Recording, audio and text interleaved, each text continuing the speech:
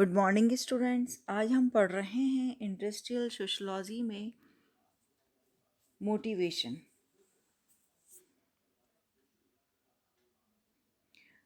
Motivation जिसे हम हिंदी में अभिप्रेरण से कहते हैं। अभिप्रेरण से आशय किसी व्यक्ति को कार्य करने के लिए प्रेरित करने से है। यह उस रुचि का प्रतीक है जिसके कारण व्यक्ति किसी कार्य के प्रति इच्छा जागृत होती है। एक व्यावसायिक उपक्रम के प्रबंध में मानवीय शक्ति का समुचित प्रयोग करना बड़ा महत्व रखता है। साथ ही हम देखते हैं कि उपक्रम में श्रमिकों के समूहों द्वारा कार्य किया जाता है।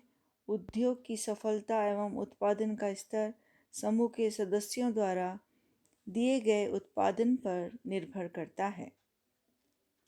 तो हम देखते हैं कि समूह के सदस्यों द्वारा अपनी क्षमता को अधिकतम उत्पादन कार्य में लगाए जाए, इसके लिए उसे मानसिक रूप से तैयार करने की आवश्यकता होती है, जो अभिप्रेरण द्वारा किया जाता है।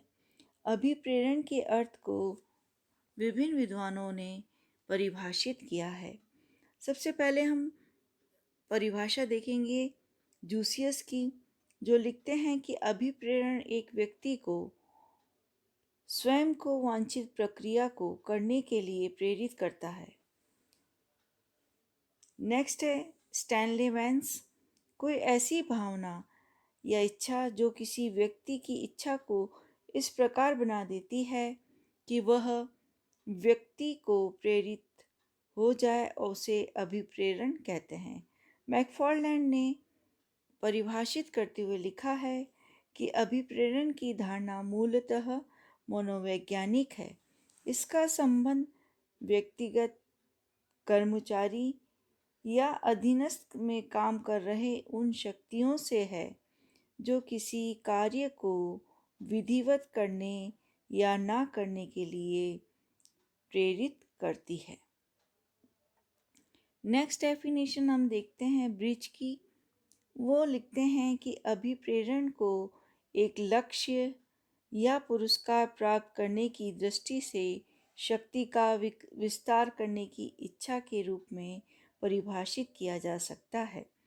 तो इन परिभाषाओं के आधार पर हम कह सकते हैं कि अभिप्रेरण व्यक्ति की इच्छा, कार्य निष्पादन की तत्परता, कार्य करने की इच्छा को जागृत करने की प्रक्रिया है, जिसके अंतर्गत मनुष्य भावुक होकर अधिक कार्य करने की प्रेरणा प्राप्त करता है। नेक्स्ट हम देखते हैं नेचर ऑफ मोटिवेशन, अभिप्रेरण की प्रकृति। अभिप्रेरण की प्रकृति क्या है? अभिप्रेरण एक प्रक्रिया है। अभिप्रेरण एक ऐसी प्रक्रिया है जो निरंतर चलती रहती है, क्योंकि व्यक्तियों को निरंतर कार्य करने के लिए अभिप्रेरित करने की आवश्यकता होती है।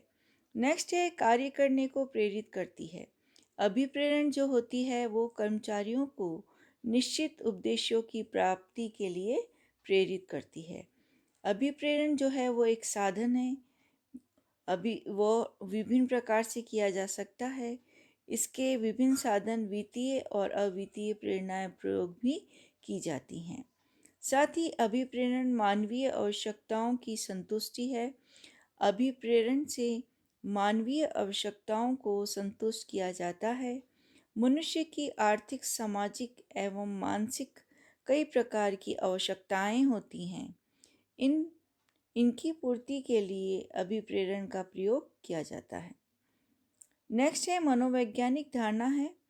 अभिप्रेरण की प्रकृति में हम देखते हैं जैसा कि प्रोफेसर मैकफार्लैंड ने अपनी परिभाषा में कहा था कि अभिप्रेरण मूलतः मनोवैज्ञानिक है। इसके द्वारा व्यक्ति के मस्तिष्क में कार्य करने की एक नई भावना उत्पन्न होती है। साथ ही ये एक निश्चित विधि है। अभिप्रेरण एक निश्चित विधि है जिसमें प्रेरणाओं, उद्वेगों, इच्छाओं, महत्वाकांक्षाओं, प्रयत्नों के माध्यम से मानव का व्यवहार, निदेशन, नियंत्रण एवं स्पष्टीकरण किया जाता है। साथ ही हम देखते हैं कि कार्य क्षमता में भी वृद्धि होती है। अभिप्रेरण कुशल व्यक्तियों की कार्य क्षमता में वृद्धि करता है तथा अकुशल को कुशलता प्राप्त करने को प्रोत्साहन देता है।